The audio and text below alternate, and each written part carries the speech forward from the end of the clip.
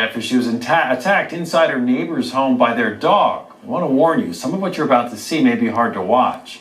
Sabia Gentry needed 37 stitches after the pit bull bit her multiple times. We learned the dog is normally kept in a cage in the Mosby Court home, but one of the children in the home let the dog out.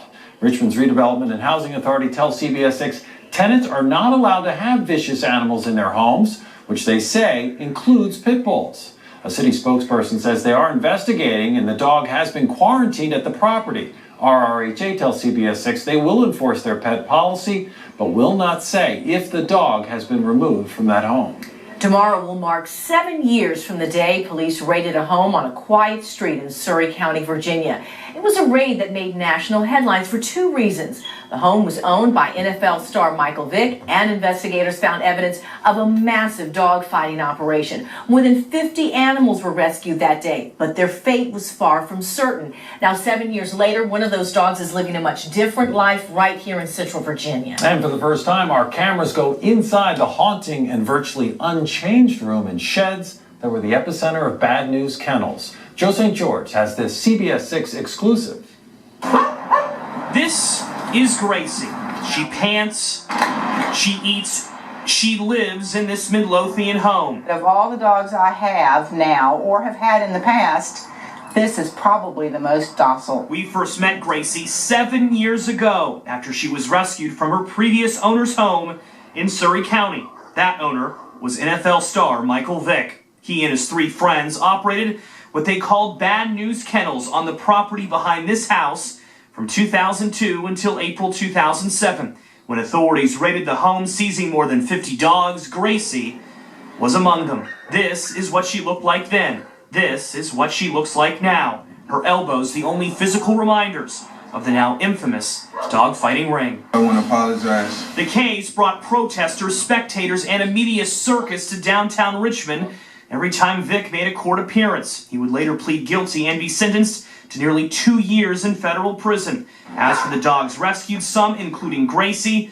were initially held here at the Hanover County Animal Shelter. Dogs, that will come to you. But their future at the time was far from certain. Some animal rights groups said they should be euthanized, claiming that it would be impossible to rehabilitate animals that had suffered so much physical and emotional abuse. This is about as barbaric as it looks. Now, almost exactly 7 years later, the new operator of the former Vick property, Mark Heyer, allowed our cameras inside the sheds where the dogs were trained to fight to see the abuse firsthand.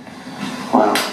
Where old syringes and old cages can still be found, seemingly untouched since the day of the raid. Follow on up. We climbed up the ladder to the room where the fighting occurred. Chairs and clothes, even beer cans left over. Heyer says, from the last fight 7 years ago. There would be dog blood. Heyer told us how blood would be placed in these floor cutouts because the smell excited the dogs. He showed us where B&K, Bad News Kennels, is inscribed on a piece of wood. This is where they would hang the dogs if they didn't perform well? Yes, there was a 2x4 ran across here.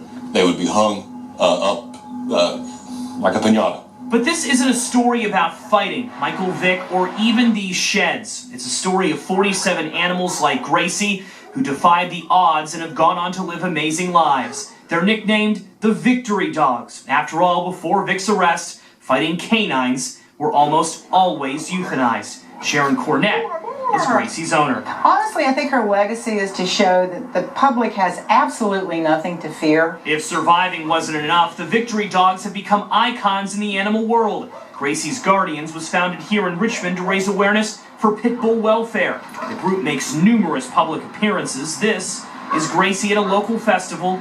Here she is at Chesterfield's Tech Center. And Gracie's personality is pretty much what you see here. Will Lowry runs Gracie's Guardians and says similar groups featuring other Vick dogs have started nationwide. While most of the rescued dogs went to the Best Friend Animal Sanctuary in Utah for rehabilitation and then adoption, others, like Leo in California, became therapy dogs themselves. Leo comforted cancer patients for 4 years until his death in 2011. Pit bulls to run for president. But Lowry says perhaps the greatest legacy of these four-legged survivors, who are now in their final years, is that abused animals are now more likely to be adopted. Come on, baby. The Stock family of Henrico telling us they were inspired to adopt 2 abused animals because, well, if the Vick dogs could still love, surely these guys could too. If you love them and take care of them, they will be fine. I think everybody involved would probably admit that there was a lot learned about those dogs and how to handle them and what their future might hold. Even the place where all this started has been transformed. Vic's $1 million property, now probably the most expensive dog house in the world. Good News Rehab treats abused animals there. Vic's former living room, now an animal retreat that Hire operates. Hopefully we have the ability to provide some good here. He's got a great bark. Robin Starr with the Richmond SPCA says the Vick dogs have changed laws too. She says new felonies and stricter penalties have reduced dog fighting in Virginia. Made ours one of the stiffest animal fighting felony laws in the country, and provided that all forms of animal fighting now are a felony in Virginia. In Vic's memoir, the quarterback writes, second chances are not any easier than the first. It's clear that if you spend any time with Gracie, you quickly understand Vick isn't the only one who's taken advantage of a second chance.